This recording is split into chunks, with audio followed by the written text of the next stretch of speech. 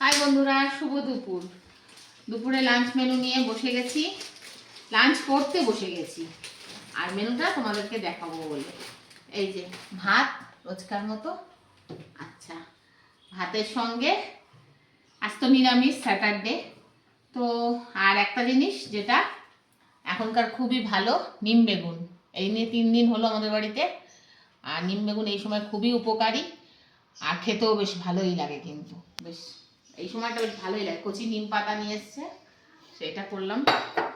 আর সঙ্গে রয়েছে এই যে কাঁচা মুগের ডাল দিয়ে কুলের ডাল। আজকেও এই যে কুলের ডাল করলাম, আবার একটু আজকে গাঢ় গাঢ় করে কুলের ডাল করেছি।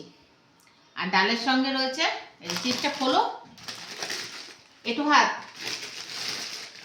তো চিপস চিপস রয়েছে ডালের সঙ্গে খাওয়ার জন্য। আর সঙ্গে রয়েছে এই দেখো আলু পটলের একদম কষা কষা করে তরকারি।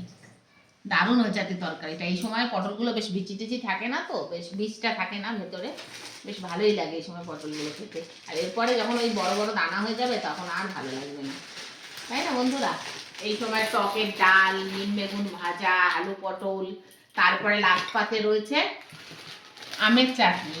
এই দেখো একদম গাঢ় গাঢ় করে মশলা দিয়ে করেছি, ভাজা মশলা দিয়ে আমের চাটনি। তো এই আজকে দুপুরের আমাদের নিরামিষের আয়োজন।